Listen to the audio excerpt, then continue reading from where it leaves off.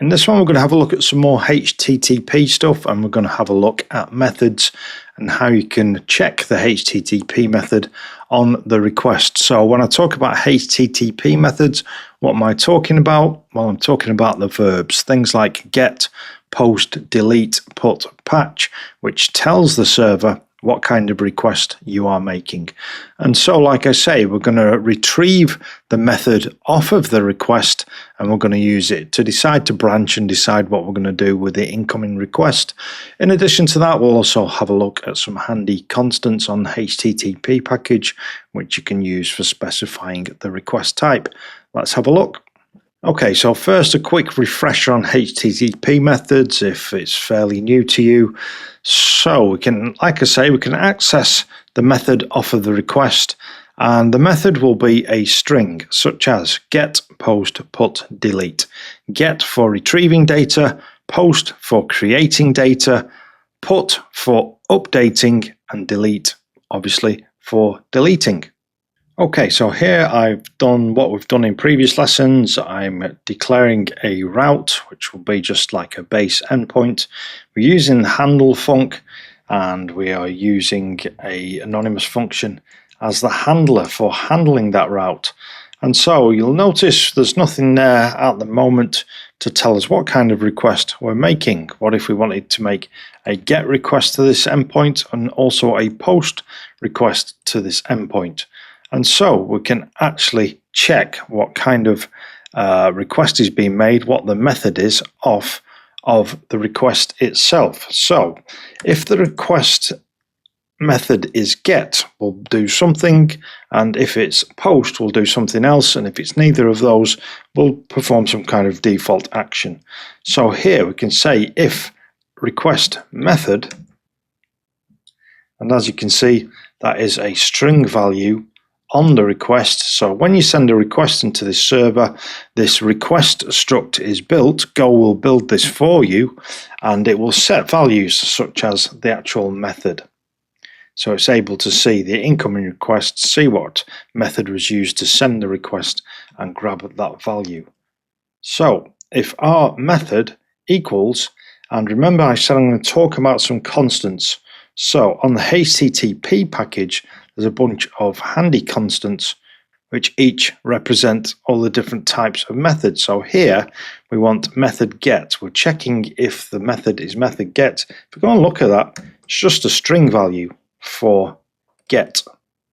These are the official HTTP methods as defined in the RFC.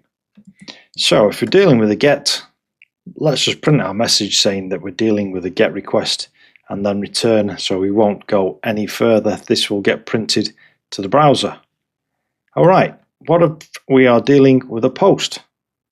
If our method equals http method post, in that scenario,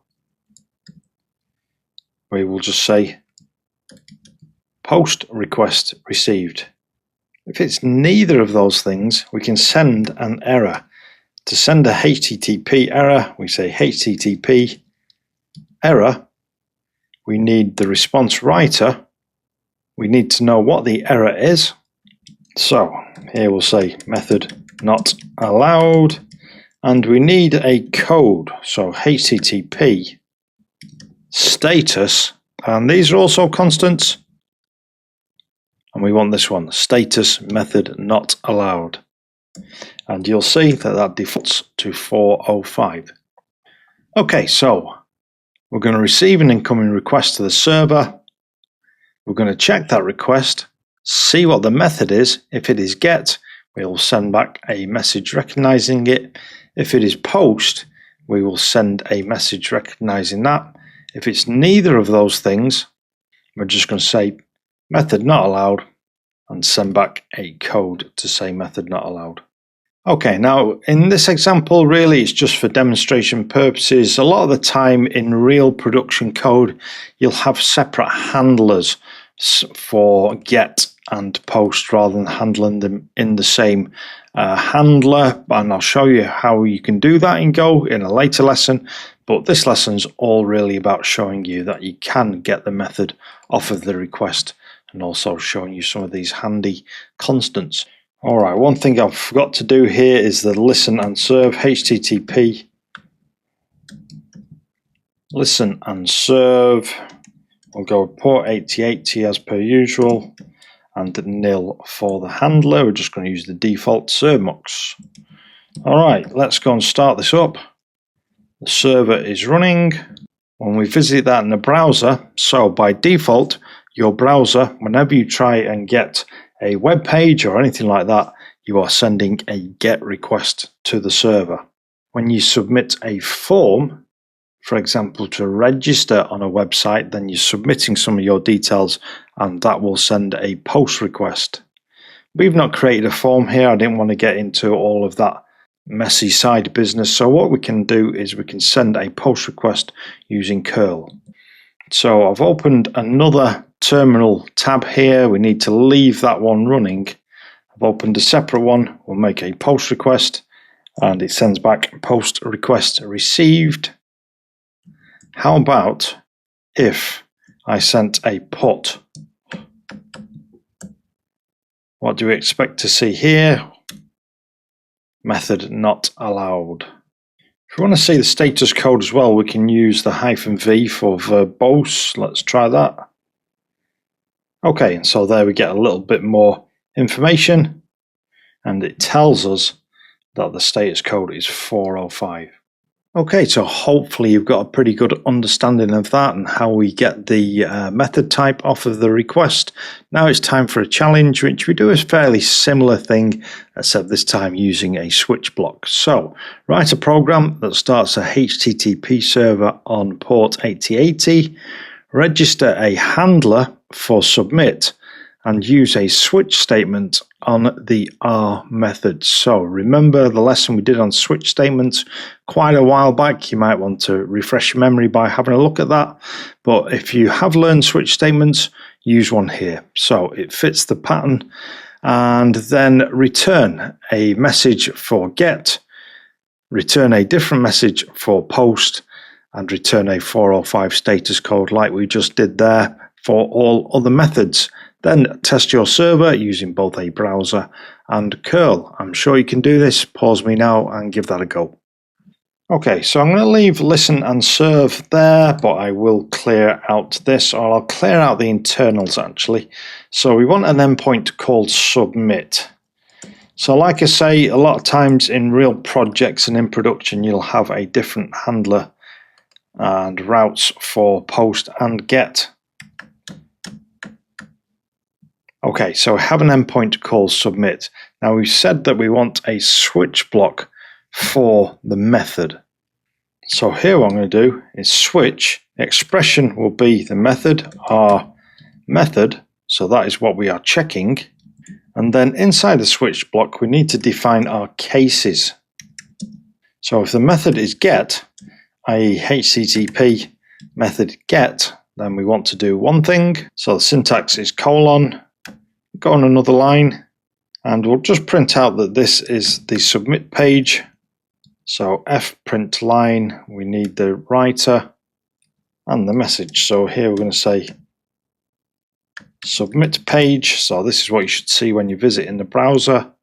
Next case, http method post f print line, and here we'll say submission received. Okay, and as well as having or defining cases, you can have a default which acts as a catch-all. So say for example it is neither get nor post. In that case we can say default. What do we want to do as our catch-all default behavior? And we'll just do the same as what we did last time. We'll say http.Error. We need the response writer. We need a string method not allowed, And we also need a status code. We can get that off HTTP, and here there will be status method not allowed, which evaluates to 405. Okay, so that is all we need to do. Remember that whenever you make code changes, you need to stop your app running, start it again. Let's go and visit submit. Tells us that we are on the submit page. Make a post request to the same endpoint. Submission received. Put. And so this time we get 405 method not allowed. Okay, how did you get on with that? Like I say, we're just doing the same thing really, except we dropped a switch block in there. So a little bit of revision on stuff we've already done, as well as using some of the stuff that we've just learnt. Hope you enjoyed this one. Make sure you give the video a like. Make sure you subscribed if you want YouTube to show you more Go Bytes. And don't forget to check out the Build Your First Go app course. We cover a lot of all this stuff in detail. I'm sure you'll enjoy it. I'll see you in the next one.